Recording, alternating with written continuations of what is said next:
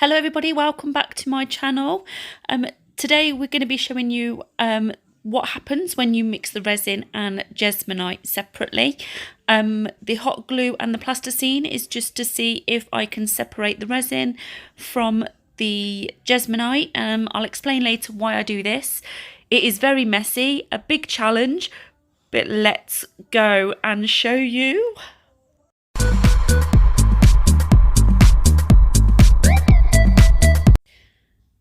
So this is the resin poured off screen. There is an earlier video on how I do resin, but I thought I'd do that off screen. The hot glue and plasticine that helped separate the resin from the rest of the mould, I had to take the hot glue off screen again. It was an absolute challenge. It really does stick to the resin, bonds really well. So definitely not advisable. Although the plasticine does come away from the resin really well, it does leave residue. I think for me going forward, Jesmonite first, resin second, although it's then just getting past the sweat patches for the Jesmonite with it being a water-based product.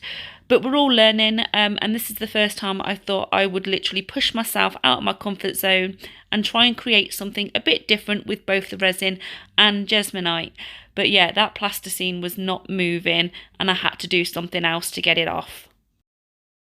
Right, so that's all of them now separated. However, I did end up getting the scissors on it. Because this is not fully cured, I did cut the plasticine, the Play-Doh-y bits off. Obviously it doesn't work this way. I think you may have to do the Jesmonite first, then the resin. So I'll get the Jesmonite now mixed. I want to do two. I want to just do a neutral colour for these, and then purple for the pink ones as well. So I've mixed the Jesmonite up. I've followed the ratios that you need. So it's 1 part liquid, 2 part base. I did start pouring this. Now with Jesmonite, it is quite thick. It's not like resin where it's self-leveling. So this was a very messy product to be working with, especially for bookmarks. It is tiny. And also to try and get those air bubbles out, having to tap them. Yeah, very definitely the biggest challenge for me so far, and I needed to work quickly with it because I know how quickly Jesmonite cures unless you're using the Jesmonite retarder, which makes it takes a little bit longer to cure, but at the moment I'm working with 5 minutes, and I was conscious that tapping it, trying to move it to self-level, help level it off, that was taking time, and this was curing in my jug. I just knew if I didn't move quick enough, it would literally cure in there. So here I am now having to make a different colour. Now I'm just poured the neutral Jesmonite first, and then I used my Jesmonite pigments to make the colour that I wanted to go into the rest of these moulds and into the gaps. Again, quite conscious of the fact that it does take time, and having everything prepared, you do need to with this product. You don't want to waste it, but definitely one of my messiest crafting times with this. I've worked with so much, but I've never seen so much mess from myself with this product. Yeah, wanted a little bit more red because it wasn't quite the colour that I wanted, so yeah, we've gone. But the small gaps for this to be filling in, and trying to self-level, because it doesn't self-level, so you had to help it level out, and then also tap the air bubbles, trying to get it so it doesn't go over the resin, but you want it to actually stick to the resin as well, to bond to it. Again, that resin has been left for just under 24 hours. I didn't leave it the full 24 hours because it was easier to manipulate while it was still quite soft. But I weren't sure how it was going to bond at this point. I do say, again, because obviously this is voiceover Stacey, that later on I'd wish I'd done it the other way, but I don't know how it would have turned out while demoulding. These are really small, thin moulds, and I can let you know now there was some breakages.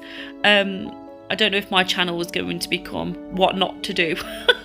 But we'll see. But yeah, definitely one of the messiest to do. But here I am just using my little spatula to try and level everything out. Again, quick pour, because I don't want it to cure in that jug for you. There is a smaller mould at the side because I've got so much left. I did fill that mould up as well, and this is just a close-up of everything while it's in there once it's been all poured and letting it cure. So really excited at this point, so I decided to demould. I'm normally used to resin, so I'm a little bit more heavy-handed, but Jesmonite, I do need to be a bit more gentle. This did just snap on me, and I was like, oh my god, and then this just fell off, ping. So yeah, definitely one to learn for. I thought I might have to leave it a little bit longer, but then I was seeing the sweat patches. This one cracked in the middle. So yeah, I did have a bit of a challenge with all these pieces. Out of the full, I think 9 bookmarks that I've got there, 5 of them come out the mould without any breakages. The ones that did break, I did go back and glue. I left them much longer before I started sanding them and tidying them up. But it is a very delicate. See that one, it just no problem at all, come out the mould, no problem. And I was happy with that one. And I actually do place these on top of the moulds to allow air to get around them, just to dry them a little bit more. As you might have seen in my thumbnail, the purple lilac is not as dark as it is here while demoulding, but I was conscious of sweat marks were starting to appear on these, and once they're on there you can't get rid of them.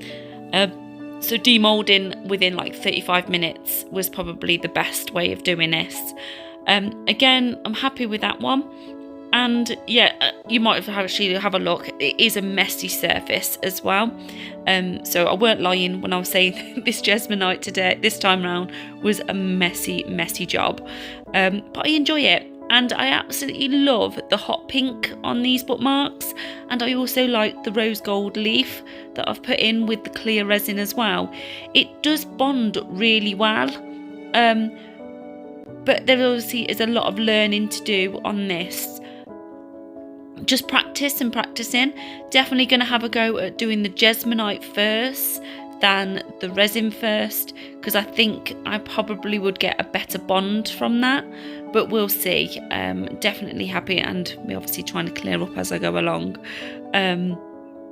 Yeah, so definitely one for the books is to do the Jesmonite first, I think. Or maybe, how would it go actually mixing the two and having them wet on wet? Maybe that will bond better as well. Definitely would look into that as well. But yeah, so happy with this in the end, once I've tidied them all up and glued the pieces on. Definitely a challenge, and definitely stuff that we can learn from. But yeah, look at how good they are once I'd actually sanded them all down. And yeah, very happy with them. Very.